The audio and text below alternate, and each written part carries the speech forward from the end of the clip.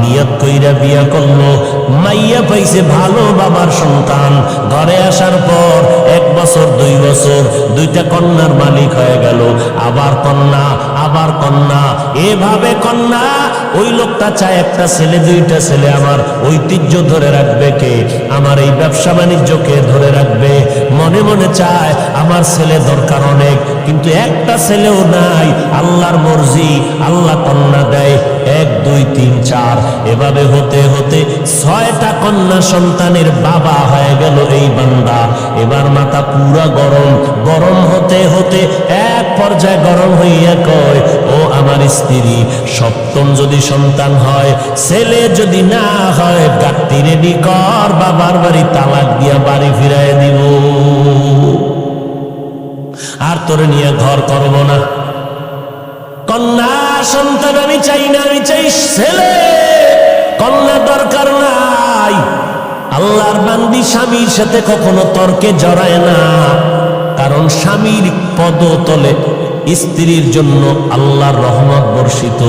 ও স্বামী, মদিনার নবী বলেন, আল্লাহ যদি আল্লাহ ব্যতীত অন্য কাউকে সেজদা করার আদেশ দিতেন, নারীদেরকে বলতো পুরুষের কদমের মধ্যে সেজদা করো। এরে নবীর উম্মতের দল, আল্লাহ ছাড়া আর কাউকে সেজদা করা যেহেতু জায়েজ নাই, এই জন্য কোন নারী স্বামীর কদমে সেজদা করতেও পারবে না। আল্লাহর বান্দা আল্লাহর কাছে বারবার ছেলে চায়, স্ত্রীর সাথে রাগ করে। এরে নবীর উম্মত, আল্লাহর বান্দি কোনো কথা না বলিয়া 5 বেলার নামাজ পড়ে আর আল্লাহর কাছে কান্না করে, ও মালিক, মেহেরবানি করে তুমি আমার স্বামীর হেদায়েতের দরজা খুলে দাও, দিলটা নরম করে দাও, আমার ইজ্জত নষ্ট করবা না। জীবনে বিয়া হইছে মাত্র একটা, আমি মরিয়া গেলে যাব। দ্বিতীয় বিয়ার জন্য মেয়েরা কান্দে না, জাতের মেয়েরা কয় আমার জীবনে বিয়া হবে একটাই, একটা বিয়েই হবে। ও আল্লাহ, আমার স্বামীর ঘর আমি ছাড়ব না, তুমি আমার স্বামীর হেদায়েতের দরজা খুলে দাও। মাইয়াহদিল্লাহু ফাহুয়াল মুহতাদ ওয়া মাইয়ুদলিল ফালান তাজিদা লাহু ওয়ালিয়াম মুরশিদা। হেদায়েতের মালিককে একমাত্র আমার আল্লাহ। আল্লাহ যদি চান হেদায়েত পাবে, যদি কপাল খারাপ হয়, কপালে হেদায়েত আসবে না। হেদায়েত পাওয়ার মতো কোনো মুর্শিদও খুঁজে পাবে না, কোনো পথ প্রদর্শক খুঁজে পাবে না।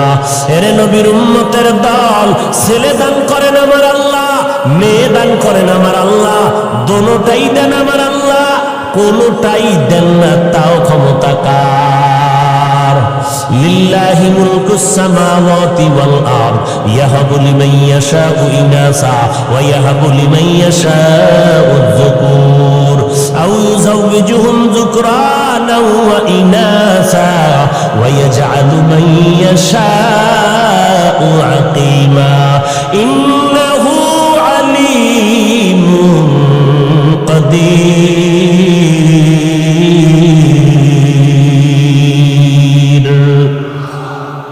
ছেলে দেওয়ার মালিক কোন ফিসাব যদি দিতে পারত, কোন তাবিজ যদি ছেলে মেয়ে দিতে পারত, তাহলে এই দেশে নিঃসন্তান কোনো মা থাকতো নি। আল্লাহর বান্দার কয় কন্যা বলেন? 6টা কন্যা হয়ে গেল।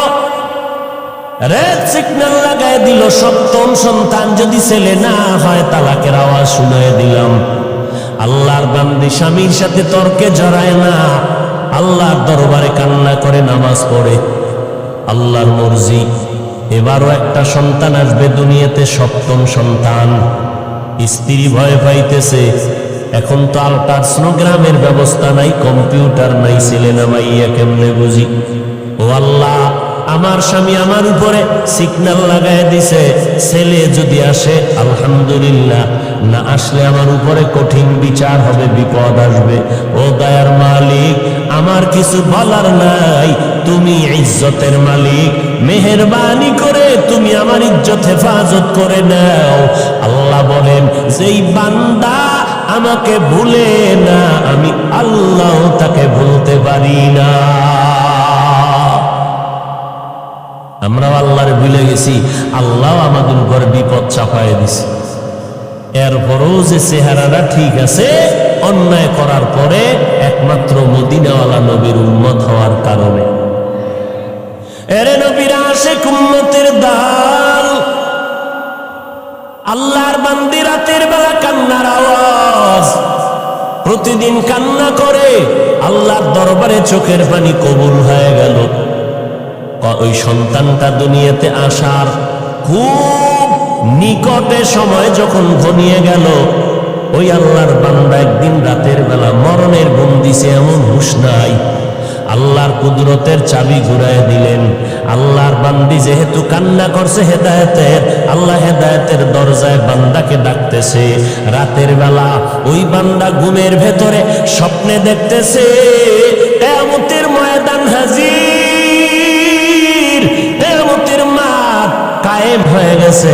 মাঠের মধ্যে মানুষ উলঙ্গ দৌড়ায়, মাথার উপরে সূর্যের গরম, সূর্যের গরমে জমিনটা তামা হয়ে গেছে, দাঁড়ানোর কোনো উপায় নাই। জাহান্নামীরা জাহান্নামের দিকে যাইতেছে। আল্লাহর বান্দা ঘুমের ঘরে স্বপ্ন দেখা ভয়ে কান্নায় বিভোর হয়ে গেল। কান্না করে বাঁচাও বাঁচাও বাঁচাও, কান্না করে করে করে করে এক পর্যায়ে তার যখন ফয়সালা হয়ে গেল, জাহান্নামে যাও, তুমি জান্নাতের কোনো আমল করতে পারো নাই, আমার হাতের মধ্যে জাহান্নামের হ্যান্ডকাপ লাগাইয়া জাহান্নামের ফেরেশতারা যখন জাহান্নামের দিকে রওনা, আমার চোখে পানি আর কান্নার আওয়াজ, জাহান্নামের দিকে রওনা। যখন আমাকে হ্যান্ডকাপ লাগাইয়া জাহান্নামের ফেরেশতারা জাহান্নামের প্রথম দরওয়াজায় দাঁড়ায় গেল, ভেতরে আগুনের মধ্যে ফেলবে। আমি জান্নাত জাহান্নামের প্রথম দরজা খোলার পরে দেখি আমার জীবনের প্রথম কন্যা জাহান্নামের দরজায় দাঁড়াইয়া হাত এভাবে দিয়ে কয়, ফেরেশতারা খবরদার, আমার বাবারে জাহান্নামে নিতে দিব না, কারণ আমার বাবা আমাদের লালন পালন করতে কষ্ট কম করে নাই, আমার বাবারে জাহান্নামে নিবি না, আমাকে জাহান্নামে দাও, বাবারে জাহান্নামে নিতে দিব না। আল্লাহর বান্দা বলে, মেয়েটার কান্নার কারণে ফেরেশতারা দ্বিতীয় জাহান্নামের দরজায় চলে গেল। জাহান্নামের দ্বিতীয় দরজায় যাওয়ার পর ওখানের দরজা যখন খোলা হলো, ওখানেও তাকাইয়া দেখি আগুন, আমাকে জাহান্নামের আগুনে ফেলবে। হঠাৎ করে নজর করে দেখলাম আমার দ্বিতীয় কন্যা সন্তানটা জাহান্নামের দ্বিতীয় দরজায় দাঁড়াইয়া হাউমাউ করে কান্না করে আর বলে, খবরদার, আমার বাবারে জাহান্নামে নিতে দিব না, আমাকে জাহান্নামে নিয়ে যাও। আল্লাহর বান্দা বলে, ওখানেও দিতে পারলো না। তৃতীয় দরজায় যখন গেল, ওখানে গিয়েও দেখি আমার 3 নাম্বার কন্যাটা কান্না করে, বাবারে জাহান্নামে ঢুকতে দিব না, কারণ আমার বাবা কত কষ্ট করেছেন আমাদের জন্য, কত রাত্র ঘুমাইতে পারেন না, খানা খাইতে পারেন না, কত ঈদের দিন গেছে ভালো পোশাক দিতে পারেন না, এরপর আমার বাবা কষ্ট করি আমাদেরকে হাসি ফুটাইতেন, আমার বাবারে কষ্ট দেওয়া সম্ভব না, আমাকে জাহান্নামে দাও, আমার বাবারে দিতে দিব না। আল্লাহর বান্দা বলে, এরপরে চতুর্থ দরজায় গেল, ওখানেও দেখি আমার চতুর্থ মেয়েটা দাঁড়ানো, ওখান থেকে ফিরাইয়া পঞ্চম দরওয়াজায় গেল, ওখানেও দেখি আমার পঞ্চম সন্তান দাঁড়ানো। ষষ্ঠ দরওয়াজায় যখন না হয়, ওখানে দেখি আমার ষষ্ঠ মেয়েটা দাঁড়ানো, মেয়েটা কান্না করে, আমার বাবারে জাহান্নামে নিতে দিব না, আমিও কাঁদতেছি, আমার কন্যা কাঁদতেছে, এই খবরগুলো হইতেছে আমার ঘুমের ভেতরে, কান্নার ভেতরে চোখের কোঠায় পানি, এমন অবস্থায় আমার ঘুম ভেঙ্গে গেল। আমি দেখতেছি সজাগ হইয়া অন্ধকার ঘর, আমার গাল বেয়ে বেয়ে চোখের পানিগুলো পড়তেছে। এবার আমি ডানে বামে তালাশ করলাম আমার বিবিরে আমি বিছানায় দেখতেছি না, আমার কান্না বন্ধ নাই, আমার শরীরটা কাঁপতেছে, ভয় কি দেখেছি, দুনিয়ার গরম সহ্য করতে পারি না, জাহান্নামের আগুন কেমনে সহ্য করব, আর আমার কান্না বন্ধ হয় না। আমি কাঁপতে কাঁপতে আমার বিবিরে তালাশ করতেছি, আমার বিবিরে পাইলাম না, বিছানায় কই গেল দেখি না। নজর করে গভীর রাত, অন্ধকার ঘর, খুঁজে খুঁজে দেখলাম ঘরের একটা পার্শ্বে ভেতরে নির্বিল জায়গা, নির্জন। ওই জায়গার ভিতর আমি হাইটা গিয়ে দেখি গুনগুন কান্নার আওয়াজ আসতেছে। কে এখানে কাঁদে? কান লাগায় দেখি আমার বিবির কান্নার আওয়াজ। আমি কান লাগায় দেখি আমার বিবি চোখের পানি ছেড়ে মোনাজাত দিয়া কান্না করে, আল্লাহ তুমি আমার স্বামীরে হেদায়াত দাও, তুমি ইজ্জতের উপরে আমার যেন কোনো আক্রমণ না আসে। আল্লাহর বান্দা বলে, বিবির কান্না দেখার পর আমি সহ্য করতে পারি না, বিবির হাত ধরে বলি, আর কাঁদিও না রে বিবি, আর কান্না করিও না, আমি তোমাকে বহু কষ্ট দিয়েছি রে বিবি, মাফ করে দাও। আমি বুঝতে পারি নাই। আল্লাহর কাছে দোয়া করি আমার আর একটাও যেন কন্যা হয়, কারণ আমার 7টা কন্যা যদি হয় 7টা জাহান্নামের দরজা থেকে আমি বেঁচে যাব। ও বিবি, আমাকে মাফ করে দাও, আমি আর তোমারে কোনো খারাপ কথা বলবো না। এরে এলাকার মুসলমান, পর্দার আড়ালের মা বোনেরা, ও বৃদ্ধ বাবাজি, আল্লাহর কাছে এমন সন্তানের জন্য দোয়া করা দরকার। আল্লাহ সন্তান যদি দাও, নেককার সন্তান দিও, এমন সন্তান যেন না পাই যেই সন্তানের কারণে মা বাবার ইজ্জত নষ্ট হবে, মা বাবা সমাজে মুখ দেখাইতে পারবে না। ও আল্লাহ, তুমি কন্যা দাও আলহামদুলিল্লাহ, তুমি ছেলে দিল আলহামদুলিল্লাহ, তবে আদর্শওয়ালা, নেক আমলওয়ালা ভালো সন্তান তুমি দিও। যেই সন্তান কন্ট্রোলে আসবে না ওই সন্তান আমরা চাই না। উসদুনে হান্নানা আজ হাজরে রসুল নালামি জাদ হামচু আর বাবুল। গাছের জন্য আমার নবী রহমত, মাছের জন্য রহমত, রুহের জগতে আমার নবী রহমত। আল্লাহ সব আত্মাগুলো জমা করে বললেন, আলাস্তু বিরব্বিকুম, আমি কি তোমাদের রব না? সর্বপ্রথম আপনার আমার নবীর আত্মা জবাব দিল, বালা, হ্যাঁ আপনি আমাদের রব। আমার নবীর জবাবের পর সব মুমিনের আত্মা জবাব দিল, আপনি আমাদের রব। বেঈমানের আত্মাগুলো জবাব দিল, আপনি আমাদের রব। দুনিয়ার জমিনে আমার নবী রহমত। আজ আমরা নবীর উম্মত হইয়া কত ধন্য। অন্য নবীর উম্মতের হায়াত অনেক বেশি, অনেক সওয়াব কামাই করেছেন। আল্লাহ বলেন, ও নবী, আপনার উম্মতের হায়াত কম, তবে এই কম হায়াতে আমি আল্লাহ বরকত দিব অনেক বেশি। আপনার উম্মতেরা 5 বেলার নামাজ পড়বে, আপনার কারণে আমি 50 ওয়াক্ত নামাজের সওয়াব দান করব। আরো আস্তে করে বলেন, আপনার উম্মতেরা জমিনের যে কোনো জায়গায় সেজদা করবে, আমি কবুল করে নিব। আপনার উম্মতেরা যে কোনো দ্বীনি মজলিসে বসবে, আমি আল্লাহর সাথে সাথে সবার গুনাহগুলো মাফ করে দিব। আতিনা ফি দারে দুনিয়া না হাসান, আতিনা ফি দারে উকবানা হাসান, ইয়া গিয়াসাল মুস্তাগীসিন ইহদিনা লিফতিখারা বিল উলুমি ওয়াল গিনা। আমার নবীর জন্য পিপিলিকা কাঁদতেছে। ও দয়ার মালিক, একটু বাইতুল্লাহ দেখায় দাও, মদিনার রওজাটারে দেখায় দাও। আল্লাহ বলে, মক্কার কবুতর জলদি করে যাও, অমুক এলাকার গর্তের থেকে পিপিলিকা আমার ঘর দেখবে, বাইতুল্লাহ যাও। পায়ের সাথে বাজাইয়া বাইতুল্লাহ দেখায় ঘুরাইয়া মদিনার উপর দিয়া তারে আবার জায়গায় পৌঁছাইয়া দাও।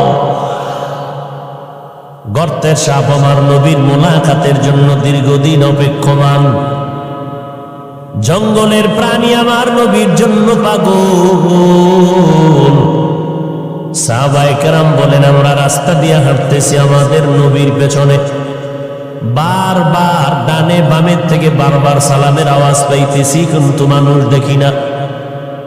রহমতের নবী বারবার কেন সালামের আওয়াজ পাইতেছি? নবী বলেন, জানো না রে সাহাবা, আমি মুহাম্মদের আগমনের খবর পাইয়া জঙ্গলের প্রাণীরা সব আমি মুহাম্মদের সালাম জানাইতেছি। জঙ্গলের প্রাণীরা নবীরে চিনল, গর্তের পিপিলিকা সাপ চিনল। কপাল পোড়া মুসলমান, আজ আমরা সেই নবীরে চিনলাম না। যদি নবীরে চিনতিরে যুবক, বেঈমানের পা চাটা গোলাম হইয়া মাথার চুল কাটিয়া ইন্দুর আর বান্দরের মতো হইতি না। তুকো যাও সুন্নতে আহমদ কো যা বা মুহাম্মদ কে বুয়াদ নিসবত তোরা মান আহাব্বা সুন্নতি কওলে রসূল মজদায়ে কানা মাই হাম কুন কবুল ওয়া মা আরসালনাকা ইল্লা রাহমাতাল লিল আলামিন। আমার নবী জগৎ সমূহের জন্য রহমত, বেঈমানের জন্য নবী রহমত, মুমিনের জন্য আমার নবী রহমত। পুরুষের জন্য যেমন রহমত, নারীদের জন্য আমার নবী রহমত। আমার নবীকে আল্লাহ বলেন, অন্য নবীর উম্মতেরা মারাত্মক অন্যায় করে করে সীমাটা লঙ্ঘন হলে আমি চেহারাটা পাল্টায় দিতাম, আপনার উম্মতের চেহারাটা পাল্টাবো না, কারণ এরা আমি আল্লাহর মোহাব্বতের নবীর উম্মত, কারণ আমি আপনারে অনেক ভালোবাসি। বলে কেমন? ঈসা নবী আমার আশেক, মুসা নবী আমি আল্লাহর আশেক, ইব্রাহিম নবী আমার আশেক, ইসমাইল নবী আমার আশেক, কিন্তু আমি আল্লাহ হলাম আপনি মুহাম্মদের আশেক। আমার আল্লাহ আমার নবীর আশেক। আমার নবী রাস্তা দিয়ে হাঁটেন, মেঘের খণ্ড ছায়া দেয়, সূর্যের গরম যেন নবীর শরীরে কষ্ট না দেয়। আমার নবীর ঘাম থেকে আম্মা জান আয়েশা বলেন মিশকের ঘ্রাণ পাওয়া যায়। আমরা নবীর ঘামগুলো বোতলের মধ্যে ভরে ভরে রেখে দিতাম। বড় বড় অনুষ্ঠানে আমরা নবীর সে ঘাম আতর হিসাবে ব্যবহার করতাম। মায়ার নবী যেখানে কদম দিতেন, ওই জায়গা থেকে দীর্ঘদিন মিশকের ঘ্রাণ পাওয়া যাইত। মায়ার নবী আমার চেহারার মধ্যে এত বরকত আল্লাহ দান করেছেন। মায়ার নবীর চেহারা মোবারকের দিকে একটা নজর দিলে পেটের ক্ষুধা নিবারণ হয়ে যায়। নবী বলেন, আমি এমন একটা সময় মক্কা নগরীর মধ্যে আবির্ভূত হলাম, যেই সময় মক্কার মানুষের চরিত্র নাই, পৃথিবীর নিকৃষ্ট খারাপ, এদের জবান বড় খারাপ, এদের আখলাক আদর্শ বড় খারাপ। বাইতুল্লাহর মধ্যে 360টা মূর্তি লাগানো, নারী পুরুষ উলঙ্গ হইয়া চতুর্পার্শ্বে তাওয়াফ করে এবং যৌবনের আদান প্রদান করে, যখন তখন পশুর মতো যৌবনের চাহিদা পূরণ করে, নারীদেরকে তুচ্ছ মনে করে সমাজ থেকে তারা তাড়ায় দেয়। বিধবা নারীর কোনো মূল্য নাই। কন্যা সন্তান যদি জন্ম নেয়, সাথে সাথে বাবা লজ্জায় মাথা গুটাইয়া নেয়, সমাজে মাথা উঁচু করে না। আবার কোনো বাবা লজ্জায় পড়িয়া বাধ্য হইয়া কন্যা সন্তানগুলো জ্যান্ত মাটির মধ্যে দাফন করে দিত। আমি নবী রহমতের বাতাস নিয়ে যখন মক্কা নগরীতে আগমন করলাম, আসা মাত্র পরিবর্তন মক্কার জমিনে শুরু হয়ে গেল। মা আমেনা বলেন, মুহাম্মদ যেদিন আমার গর্ভ থেকে জমিনের মধ্যে পদার্পণ করলো, আমি একটা বড় নূরের আলো দেখতে পেলাম। ওই আলোটায় শুধু আমার ঘর আলোকিত হয় নাই, বসরা এলাকা, বিশাল বড় রাজার রাজপ্রাসাদের এলাকা, বহুদূর ওই আলো দিয়ে দেখলাম বসরা পর্যন্ত রাজপ্রাসাদগুলো সে আলোতে দেখা যায়। আর আমার নবী বলেন, আমি যেদিন দুনিয়াতে আসছি আমি এসে সেজদার হালাতে মাওলা পাকের শুকর আদায় করছি। আমি আল্লাহর শুকর আদায় করে সেজদারত অবস্থায় যখন আসলাম, বাইতুল্লাহর ৩৬০টা মূর্তিও সেজদায় পড়ে গেল। আমি নবী যখন দুনিয়াতে আসছি রহমতের বাতাস নিয়ে, ওই পারস্যের মধ্যে প্রজ্বলিত 1000 বছরের আগুনটা ঠাস করে নিভে গেল। আমি মুহাম্মদ মায়ের গর্ভ থেকে এমন এক সময় জমিনের মধ্যে পদার্পণ করেছি। আমি নবী জমিনের মধ্যে আসা মাত্র ওই আগুন পর্যন্ত নিভে গেল। এরে নবীর উম্মতের দল, আমি নবী আসা মাত্র আমার আম্মা জান আমেনা বলতেছেন, আরে মহিলারা বাচ্চা গর্ভে নিলে কত কান্না, কত ব্যথা, কত কষ্ট। আম্মা জান বলে আমি কোনো কষ্ট পাই নাই। আল্লাহর নবী বলেন আমি খতনাকৃত অবস্থায় জমিনের মধ্যে পদার্পণ করেছি। ও নবীর উম্মতের দল, আমার নবী রহমত হইয়া আসলেন। মক্কার মানুষগুলো যেমন একে অপরের সুন্দর দেখতে পারে না, চরিত্রে কোনো ভালাই নাই, আমি মুহাম্মদ আমার আদর্শ দিয়া 13 বছরে মক্কা নগরীর মানুষগুলো স্বর্ণের মানুষ বানায় দিলাম। এমন স্বর্ণের মানুষ আল্লাহ তাআলা ওহী নাজিল করে বললেন, ও পয়গম্বর, অমুক অমুক অমুক সাহাবার আল্লাহ দুনিয়াতে থাকা অবস্থায় জান্নাতের সার্টিফিকেট দিয়ে দিলাম। আপনারা পাইছেন নি জান্নাতের সার্টিফিকেট? বুঝে শুনে বলেন তো, ঘুমের ঘরেও পান নাই? কথা বলেন না কেন ভাই, পান নাই? আর টুকটাক যে আমল টামল করেন, ফাঁকে ফোঁকে নামাজ পড়েন, টুপি পরেন, বিড়ি টানেন, এই যে নামাজ টামাজ যাই করেন, কবুল টবুল হইছে এরকম কোন সংবাদ ঘুমের ভিতরে আসছে? কোনো গ্যারান্টি পান নাই। তা আমল কবুল হওয়ার গ্যারান্টি নাই, এতেই যদি এত মাস্তানি ভাব নিয়ে চলেন, কবুলের খবর পাইলে কি করতেন?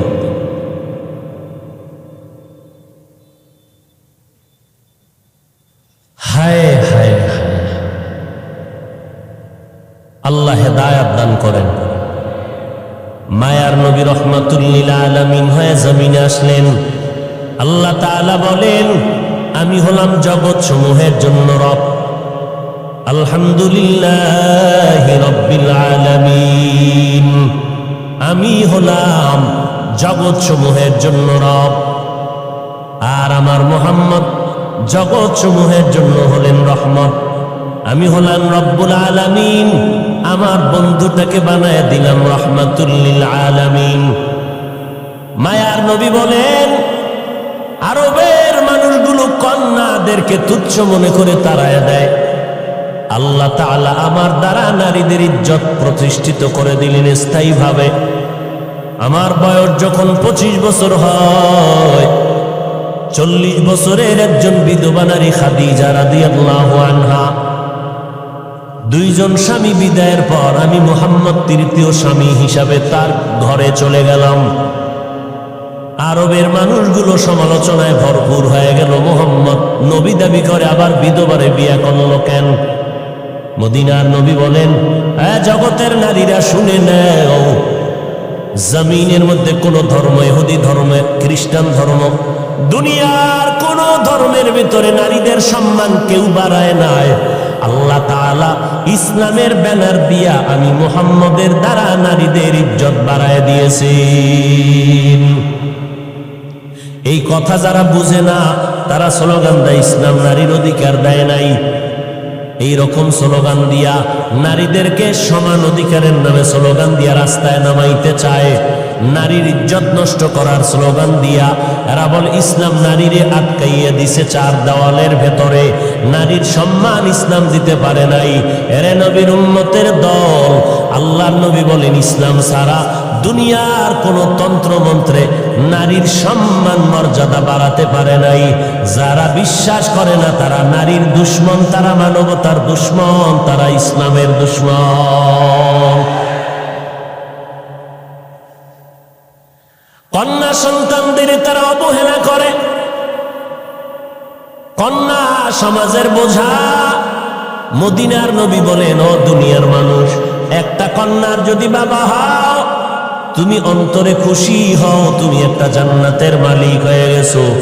দুইটা কন্যার যদি বাবা হতে পারো তুমি দুইটা কন্যা পাইয়া দুই জান্নাতের মালিক।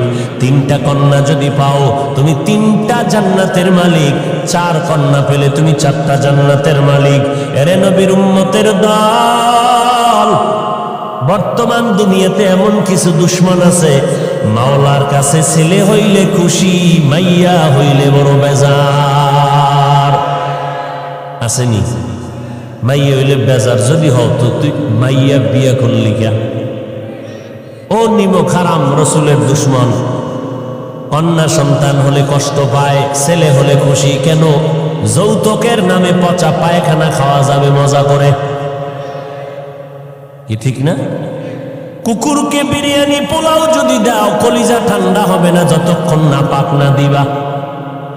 এই সমাজের মানুষের যতই বয়ান দেই না কেন, এরপরও তাদের হারাম খাইতেই হবে, না খাইলে কলিজা ঠান্ডা হবে না। ছেলেটা হইলে খুশি, এই ছেলেরে যৌতুক নিয়ে বিয়া করাবো। যেই মাইয়া আমার ছেলেরে দিবি আগে কন্টাক্ট করে বিদেশ নিবি নি, ভিসাটা দিতে পারবি নি, তাহলে আমার মাই তোমার মেয়েটা নিব। তোমার ছেলে ভিসা দিল, ভিসা পাইয়া বউ ফালাইয়া এবার আবার বিদেশ চলে গেল। বলো তোমার বউরে কার কাছে পাহারা দিলে? আমার ছোট ভাই আছে না, আমার ছোট ভাই পাহারা দিবে। ঘরের মধ্যে সমাজের ভেতরে জেনার আড্ডাখানা বানায় দিলারে ভাই, নারীর উপরে জুলুম করলা যৌতুক নিয়া। 250 গ্রাম বাথরুমে 2 কাপ পায়খানা খাইলে এই পরিমাণ আল্লাহ বেজার হবে না? যৌতুকের নামে পচা পায়খানা খাইলে যেই পরিমাণ আমার আল্লাহ বেজার। কারণ পায়খানা খাইয়া হালাল সাবান দিয়া কুলি করবি, মুখের গন্ধ চলে যাবে।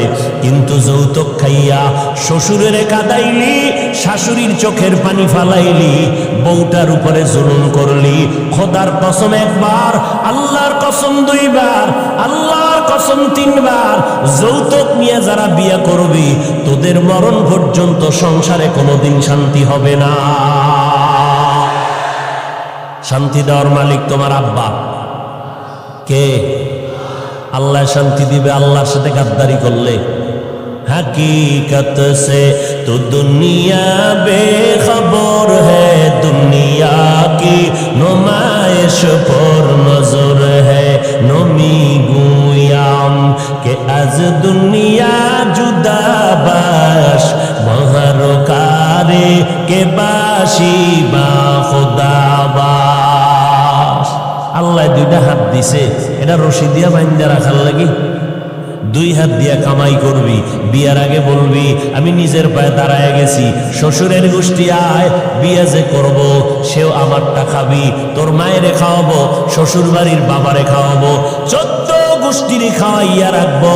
কোনোদিন খোটা যেন দিতে না পারো, তোর বাড়ির থেকে খেয়েছি, তোর বাড়ির খাট লাগবে না, আলমিরা লাগবে না, আমি টাকা দিয়া খাট আলমারি চেয়ার সোফা কিনে ফেলবো। তোর বিয়ে করার সময় তোর বাবায় যদি স্বর্ণের অলংকারও দিতে না পারে, লাগবে না, আমি নিজে তোর চেইনের ব্যবস্থা করে দিব, স্বর্ণের ব্যবস্থা করে দিব। আমি যদি তোরে লালন পালনের জিম্মেদারি নিতে নাই পারি তো বিয়ে করার কোনো সার্থকতা নাই। অতএব আমি একজন পুরুষ, পুরুষ না, আমি মদিনাওয়ালা নবীর একজন উম্মত। অতএব আমি হারাম কখনো খাবো না, প্রয়োজনে মরিয়া যাব, না হয় আল্লাহকে রাজি করে চলবো। আপনাদের এলাকায় গজব আসেনি? হ্যাঁ, বলেন তো এই হারাম খাইয়া শান্তিতে আছে কারা? ওর ঘরের সন্তান সব কুতুবুল আলম। হ্যাঁ, নাই নাই নাই নাই। আল্লাহ হেদায়াত দান করুন। আরো জোরে বলেন, ওয়ামা আরসালনাকা ইল্লা রাহমাতাল লিল আলামিন। কেমন মায়ার নবী, নারীর জন্য রহমত। আম্মাজান খাদিজাকে বিয়া করিয়া রহমত বর্ষণ করে দিলেন। ও দুনিয়ার মানুষ, বিধবা নারীর এত সম্মান। আমি মুহাম্মদ এই খাদিজার গর্ভ থেকে সন্তান পেয়েছি। আমি মুহাম্মদও কোনো ছেলে নাই, আমিও 4 কন্যার বাবা। কন্যা হইলে খুশি না বেজার? বাবা খুশি হইও, মনে মনে চাইছিল আল্লাহ একটা ছেলে দিও। মাইজবান্ডারে গেলাম, ওই শাহজালালের মাজারে গেলাম, কত মান্নত করলাম ছেলের জন্য, কত তাবিজ লাগাইলাম, কত পানি ভরা লাগাইলাম, এরপরও ছেলে দিলেন। আরে আল্লাহ, সব আমার কন্যা দিলা কেন? আমার বুঝি বিপদ ঘনায় আসতেছে। আল্লাহর কসম করে বলি রে বাবা, ছেলে হইয়া তোমার হয়তো বা ক্ষতির কারণ হয়ে যেত। কারণ কয়েকদিন আগে তুমি দেখো নাই, মিডিয়ার মধ্যে দেখছো, বাড্ডা থানা, ঢাকার জমিনে বাড্ডা থানায় দুইটা বড় বড় সন্তান রেখে বাবায় কোটি সম্পদ রেখে মরে গেল। ওই সন্তানেরা বাবার লাশটা ফালাইয়া বাবার সম্পদ ভাগ বটোয়ারা নিয়ে ঝগড়ায় লিপ্ত হয়ে গেল। সারা দিন রাত চলে গেল, বাবার লাশটা দাফন করার সময় পায় নাই। ও মোমেন শাহী এলাকার মানুষেরা, শেরপুরের মানুষ, তারাকান্দার মানুষ, ভালো করে শুনিয়া নাও, এমন কুলাঙ্গার সন্তান জন্ম দিয়ে কোনো লাভ নাই, এমন কুলাঙ্গারের বাবা দাবি করে কোনো লাভ হবে না। যেই সন্তানের দ্বারা তোমার ইজ্জত থাকবে না, ওই সন্তান দিয়ে লাভ কি? জেলখানায় যাবা?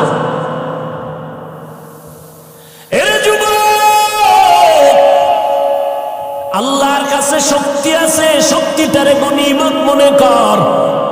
কোনদিন এই দুই হাত দিয়া কোনো মানুষের থেকে ভিক্ষা নিব না, নিজে কামাই করব, কোনদিন কারো থেকে ভিক্ষা নিব না। শ্বশুর বাড়ির তো পরের কথা, আল্লাহর দেওয়া হালাল রিজিক নিয়ে জীবন চালাবো, দুই হাত দিয়ে কষ্ট করে ঘাম দিয়ে কামাই করব। অল্প খেয়ে থাকবো, বরকত হবে, দুনিয়াতেও বাদশার হালাতে স্বাধীনভাবে চলবো। পরকাল জীবনে আমি হাসতে হাসতে আল্লাহর জান্নাতে চলে যাব। এরে নবীর আশিক, তোমার ছেলে না হইয়া যদি দেখো আল্লাহ কন্যা সন্তান দান করেছেন, আল্লাহর মর্জি, আল্লাহর উপরে সেজদা করে শুকর আদায় করো রে বাবা। ছেলের দ্বারা যে উপকার না হইতো, আমার মাওলা তোমার কন্যার দ্বারা তার থেকে বেশি উপকার করবে। এই বাবারা, তোমাকে লাজ লজ্জা কবে হবে জানি না, একটু চিন্তা করিও। আজকে তোমার ঘরে একটা মেয়ে, 5টা ছেলে, বাবার জন্য কলিজা দিয়া মোহাব্বত কে করে বলেন তো?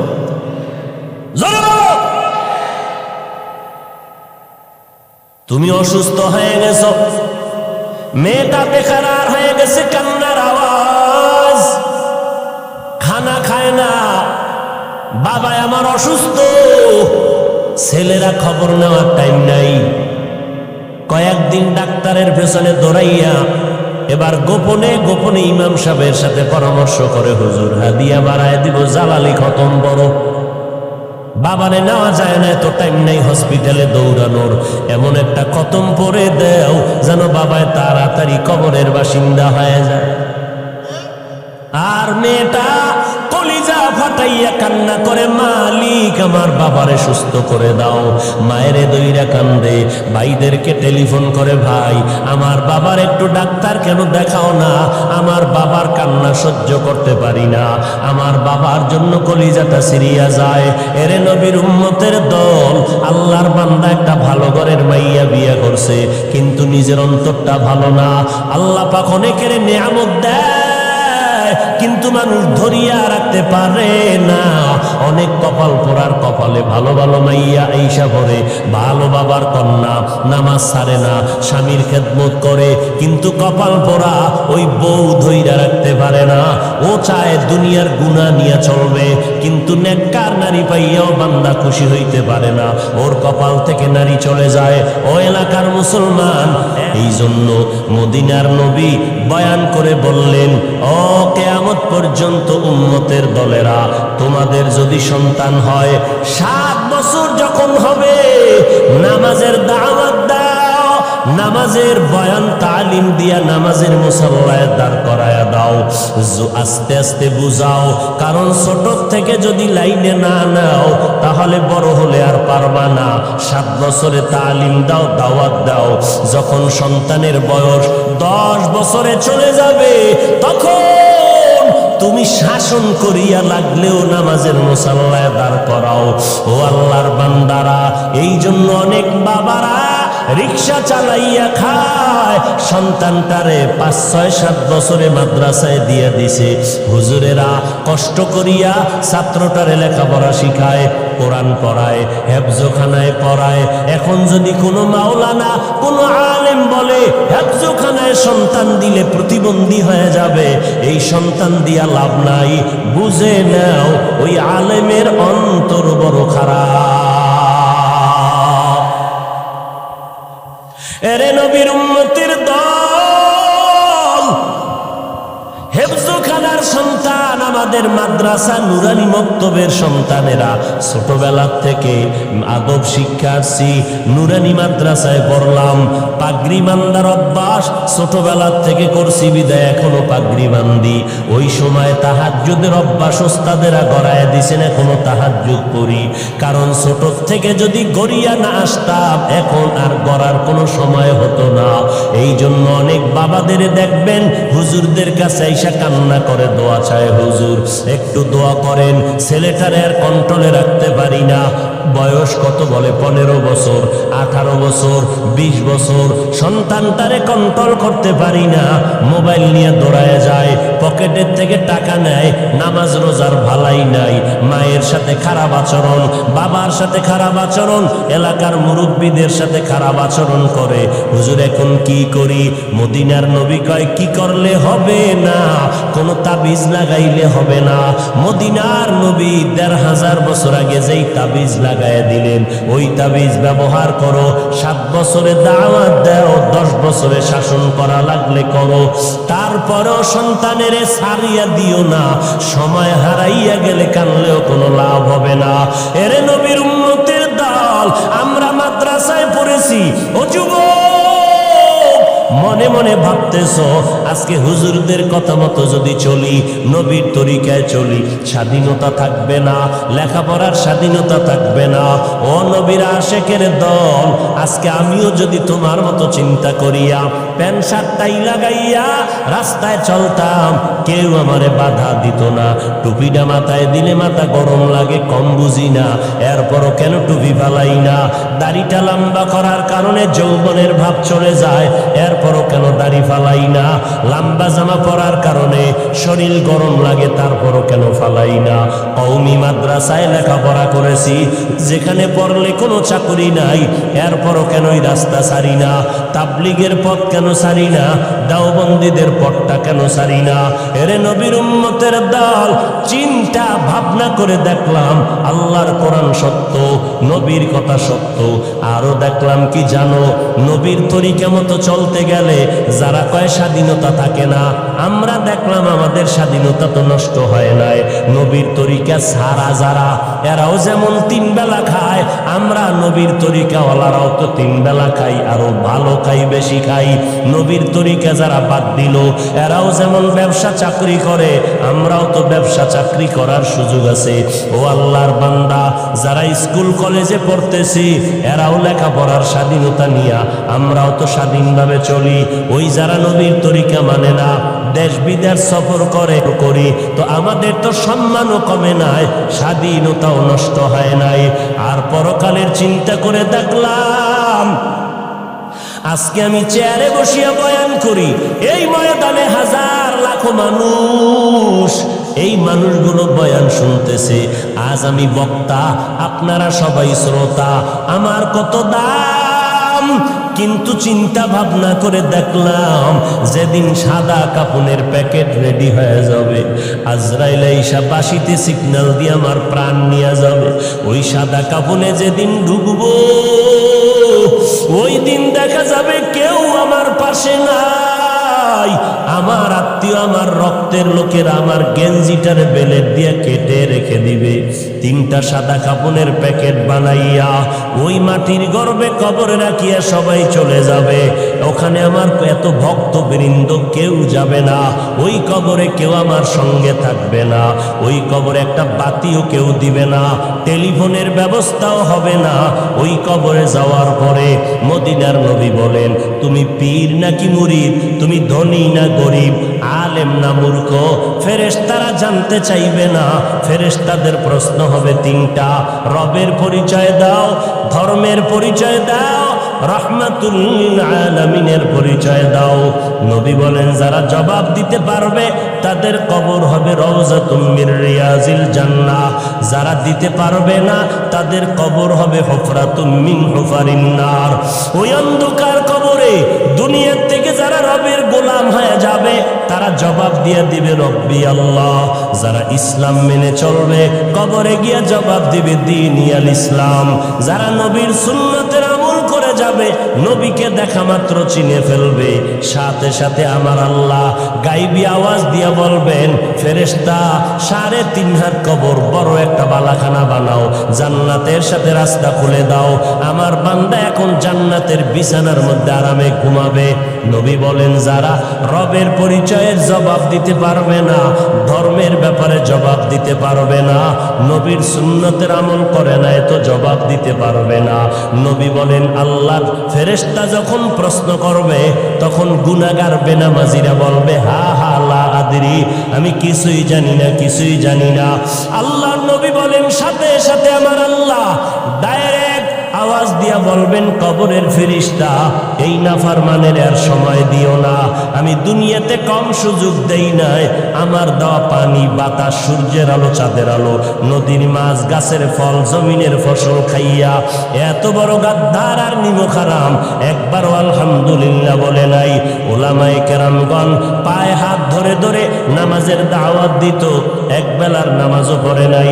এখন আর দেরি না করে কবরের মধ্যে জাহান্নামের বিছানাটা দিয়া দাও, জাহান্নামের সাথে রাস্তা বানায় দাও। একটা না দুইটা না, কবরে 99টা সাপ। আল্লাহর নবী বলেন আমার আল্লাহ কুদরতের আওয়াজ দিয়া বলবেন ওরে কবরের মাটি, ওই গুনাহগারের দুই পার্শ্ব থেকে জোরে জোরে চাপ দাও। কবরের মাটি এত জোরে চাপ দিবে, চাপের কারণে পাজরের হাড়গুলো চুরমার হয়ে যাবে রে বাবা। এরে যুবক, একটা মশার কামড় সইতে পারো না, একটা বেতের বাড়ি সইতে পারো না, সূর্যের গরম সহ্য করতে পারো না রে বাবা। গুনাহ নিয়ে কবরে গেলে ওই কবরে মাটির চাপ কেমন করে সহ্য করবা, জাহান্নামের আগুনের গরম কেমনে সহ্য করবা। আমার আল্লাহ তওবার দরজা দিয়ে ডাকে ও গোলামেরা তওবা কর, জীবনে যদি চোখের পানি ছেড়ে তওবা করতে পারো আমি আল্লাহ তোমারে মাফ করে দিব। এ যুবক ভাইয়েরা আমার, পর্দার আড়ালের মা বোনেরা, বৃদ্ধ বাবাজিরা, আমার মাওলাকে মনে মনে ডাকিয়া বলো হে মালিক, এই ময়দানে আমার মতো গুনাহগার কেউ নাই। গুনার কারণে আমার হাত না পাক, আমার চোখ না পাক, আমার জিহ্বা না পাক, আমার অন্তর না পাক। আমার গুনার খবর আমার মা বাবা ভাই বোন পরিবারের কেউ জানে না, জানলে কেউ আমারে সম্মানের নজরে দেখতো না। ও মালিক, আপনি গুনার খবর জানার পর রাগ করিয়া পানিও বন্ধ করেন নাই, বাতাস বন্ধ করেন নাই, খানাও বন্ধ করেন নাই। ও আল্লাহ, আজকে তওবার নিয়ত করেছি, জীবনে কত নামাজ বাদ দিলাম। ও যুবকেরা, তোমার আমার মতো যুবক স্কুল কলেজে পড়ে রে, আবার পুলিশ বিডিআরের চাকরি করে, নামাজ ছাড়ে না, ড্রাইভারি করে, কৃষি কাজ করে, নামাজ ছাড়ে না। বলো তুমি কেন নামাজ পড়তে পারবা না? আল্লাহর কাছে তৌফিক চাও। ও আল্লাহ, আজকে থেকে তওবার নিয়ত করলাম, নামাজ বাদ দিব না, মা বাবার দোয়া নিয়ে চলবো, কষ্ট দিব না, ওলামায়ে কেরামের বিরোধিতা করে গুনাহগার হব না, আহলে হক ওলামাদের পরামর্শ নিয়ে চলবো, দেশ ও জাতির বিরুদ্ধে কোনো ষড়যন্ত্রে লিপ্ত হব না। ও দয়ার মাওলা, তুমি আমার তওবা কবুল করে নাও, তওবার উপরে চলার তৌফিক দান করো। তুমি যদি তৌফিক না দাও আমি সঠিকভাবে টিকে থাকতে পারবো না, শয়তানের ধোকায় আমি পিছলে পড়ে যাব। ও আল্লাহ, খাঁটি অন্তরে তওবা করতেছি, আর না নামাজ ছাড়বো না, দাড়ি কাটবো না, বেপরদায় চলবো না। ও যুবকেরা, আমার মাওলার কাছে তাওবার নিয়ত করে ফেলো। দুনিয়াতে চিরদিন থাকা যাবে না। ওই অন্ধকার কবরে আমার নবীর কথা যদি সত্য মনে করো, গুনাহমুক্ত হইয়া কবরে যাও আর আল্লাহর কাছে তাওবার নিয়ত করে ফেলো। রিজিকের মালিক আল্লাহ, ইজ্জতের মালিক আল্লাহ, হায়াতের মালিক আমার আল্লাহ। আর কোনদিন গায়রুল্লাহর গোলামি করব না, আল্লাহর গোলামি, নবীর তরিকায় চলবো। তাওবা করার যদি নিয়ত হয়, খাঁটি নিয়তে দুটো হাত আমার আল্লাহকে দেখাইয়া দাও। আয় আল্লাহ, আমাদের হাতগুলো কবুল করে নেন, তাওবা কবুল করে নেন। তাওবার উপরে মজবুত হইয়া চলার মতো তৌফিক দান করেন, আমিন। আলহামদুলিল্লাহি রাব্বিল আলামিন। والصلاة والسلام على سيد الأنبياء والمرسلين وعلى آله وأصحابه أجمعين يا أرحم الراحمين يا أرحم الراحمين يا أرحم الراحمين رب ارحمهما كما ربياني صغيرا ও দয়ার মালিক, গুনার বোঝা মাথায় নিয়ে হাত তুললাম। ও দয়ার আল্লাহ, কত মুরব্বী হাজী সাহেব, কত ব্যবসায়ী, চাকরিজীবী, ওলামায়ে কেরাম, যুবক ছাত্র ভাইরা, পর্দার আড়ালের মা বোনেরা হাত তুলেছেন।